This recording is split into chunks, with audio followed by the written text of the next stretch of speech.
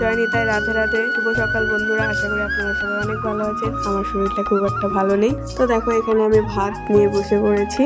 তো ভাতের সঙ্গে এখানে রয়েছে বেগুন ভাজা, চচ্চড়ি, আলু, ফুলকপি, বড়ি দিয়ে সবজি, সেগুলো দিয়ে আমি এখানে ভাত খেয়ে নিলাম।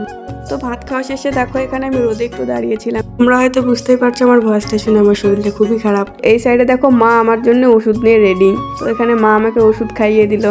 এখানে দেখো আরো কয়েকটা ওষুধ আছে, তো সেগুলো ওষুধ খেয়ে আমি ভাবলাম রান্নাঘর থেকে ঘুরে আসা যাক। তো রান্নাঘরের দিকে যেতেই দেখি যে মা এখানে বসে পুলি পিঠে বানাচ্ছে। তো এক সাইডে মা এখানে পুলি পিঠে বানাচ্ছে, তো আর এক সাইডে দেখো এখানে দিদুন তেল পিঠে ভাজছে। তো এখানে গরম গরম তেল পিঠে ভাজছে, তো দিদুন বললো যে তুই নিয়ে খা। তো আমি এখানে নিয়ে একটা খেয়ে দেখলাম, খুব সুন্দর হয়েছে খেতে।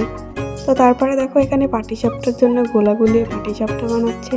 তো দেখো পাটিসাপটা বানানোর প্রসেসিংটা।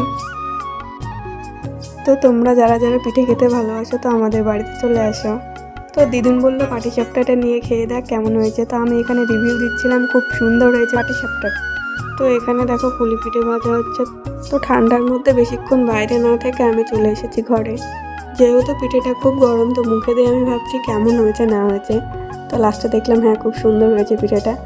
তো পিঠে খাওয়া শেষে আমি এখানে একটু জল খেয়ে নিলাম। তো জল খাওয়া শেষে আমার এই ছোট্ট মিনি ব্লগটা যদি আপনাদের ভালো লেগে থাকে তো অবশ্যই লাইক, কমেন্ট, শেয়ার করবেন। তো যদি কোনো ভুল ত্রুটি হয়ে থাকে অবশ্যই ক্ষমা করে দেবেন।